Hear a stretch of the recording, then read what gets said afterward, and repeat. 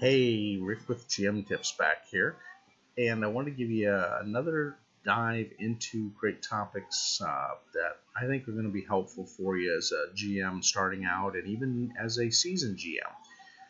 One of the things that really is important, but we don't put a lot of time into, is your PC's character creation session. And having a good character creation session is always great. Now, unfortunately, with my group, having to sit down where everybody can create the characters is much more difficult. But I think in the future, I'm going to lean towards it.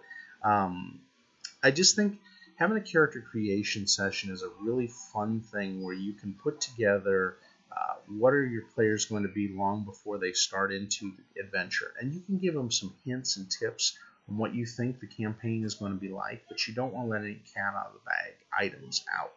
So give them where they're going to be in the world that you have. What's important in that area of the world? Find a home base that maybe they started from, a hometown, a home city, a home forest or mountain. Really think about what races you want them to play. And I say that because there are so many races in a lot of the different types of RPGs out there. Now, some are a little more limited. I mean, you may be doing some that have 4 to 6 races, so it's a little easier. But D&D, Pathfinder, Numenaria, some of the other ones, a game called Shattered that's coming out, have a lot of different races, and each have their own unique past and reason for existence in the world. So really look at what do you want to fit the campaign. I don't think you have to necessarily limit everybody, but there may be some races that you look at and just go, that's going to be a huge no-no for the party to run in that area. Like, for instance, in Ustalav, running an orc is not a wise idea, even though my son did that. and to the ire of most villagers and people in the cities who see orcs as the enemy and the most hated thing other than undead. So, really think it out for your players. And again, you don't want to limit them, but make some suggestions. You might want to say, you can do that. However, here's your drawbacks. Are you prepared for those drawbacks? Because they may limit you in what you do in that area, and they may limit your roles, and they may limit your successes. And I just don't want to limit your play. And that way then you can hint them. You can never really force a player not to. I mean, you can put your foot down. There's times that, look, if they want to do a beholder character, not a good idea. And that you tell them, no, you're not doing a beholder or an illithid or an intellect devourer or a neolithid or a gug. You're not doing that. Though I gotta say, we had one thing that I played in that was really fun where one of the players did this bug character that I should remember what the name of it is, that is an enemy of the drow, and they use them kind of as slaves and servants. And so he was a barbarian, and he had this feat called Meat Shield. And it's because we had mythic tiers, and this is in Pathfinder. And so what he would do is he'd look at the first enemy he'd run up to in combat, pick them up, and use them as a literal meat shield to then fight and defend himself against attacks. And it was just brilliance. Frustrating for the GM, but it was brilliance for all of us who just died laughing. He landed one offensive blow the whole time. And the rest of the way he killed bad guys just picking them up and using them as meat shields. It was just epic when it came to how he handled it. And there were cheers, just cheers all around the table every time he had his turn. And so think that way. I mean, some of those characters would be fun as a GM as long as you know ahead of time what they're going to do. It gives humor to the campaign. It lets it be twisty for the bad guys, something they don't expect. And it makes the bad guys and the NPCs think twice about how do I deal with something like that. So it makes it fun for you as a GM to think outside the box. Take time on their backgrounds. Really help them to understand who their parents were. How did that affect them? What was their childhood? Who was their siblings? I know some players hate this, but it really does make a solid story for them, and it gives them some reasons to do things a little bit different. Don't be afraid to challenge your players to play something different than what they normally do. The best part of Pathfinder or any other system is playing something you've never played. I'll give you, for instance, for me, the gnome race when I started out, I had the same feeling every other one of you do about gnomes. Rolling your eyes and going, oh my gosh, what the heck is this? And why they put this little thing in here. Now I just play gnomes. I love them. I think they're the most underestimated player character in the whole deal. Nobody sees them as strong. Nobody sees them as smart. Nobody sees them as wise. Nobody sees them as powerful. And you can take a gnome and just really take the stereotype and punt it as high as you want. Because gnomes can be some of the most tricky, hard to hit, most interesting player characters to play. And they can be any class that you want. You can do a gnome barbarian, a gnome brawler, which would throw some people off. Everybody sees them as rogues and illusionists.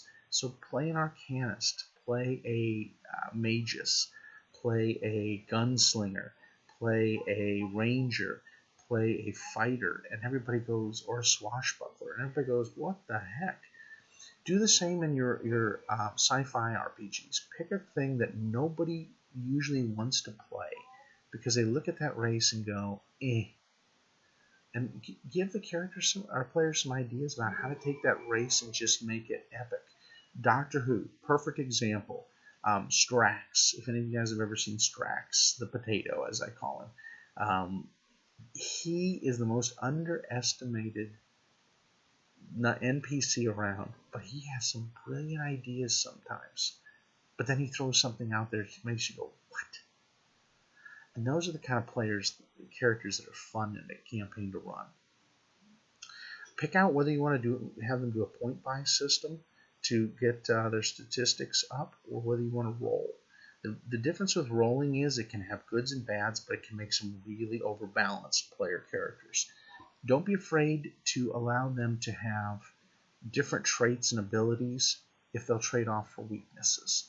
And make the weaknesses fun. Don't give them like, if you get a paper cut, you run screaming. But pick some ones like they have hydrophobia, or they have some phobias that normally wouldn't be there. Fear of heights. I love fear of heights. Especially they got to climb a mountain to get up there and fight the bad guy. That makes it an interesting and fun situation where you throw some negatives at their ability to just run up there and be the meat shield and beat the tar out of them. So really work it around to make some interesting characters that are memorable and fun. And you as a GM, take notes on what each of these players' characters are. I have a notebook with all their notes, and I wrote down their background stories and their goals, because I'm going to incorporate more and more as we go along. In the beginning, I didn't do a lot. I did some. But as the story unfolds more, I'm going to tie into their home story much, much more with each character. And it's going to resonate to each one. And you don't have to say this is for this character in the session. You just say they find something and it says from and their mother's name or whatever. And if the other players don't know, you're going to watch the face of that player just... I watch Will Wheaton do that with his famous podasodes on Geek and Sundry.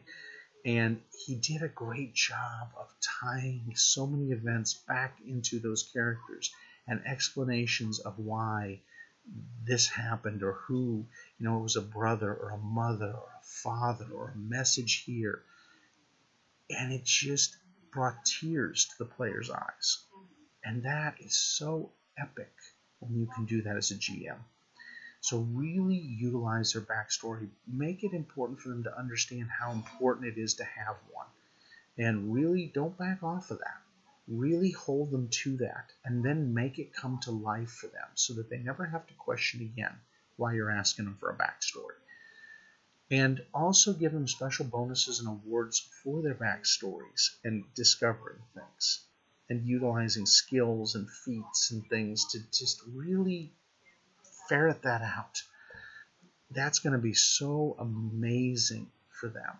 maybe a special tool or a weapon or a ring or an item, it will make their year, and it will be their banner call for why they do what they do.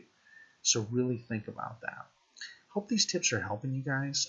If you got any other tips you want to have me go over, send them to me at ricmoh43@yahoo.com, or you can add me on Twitter at rickm6, and really let me know what you want to see, because I would love to continue to hit topics that are pertinent to you as a GM.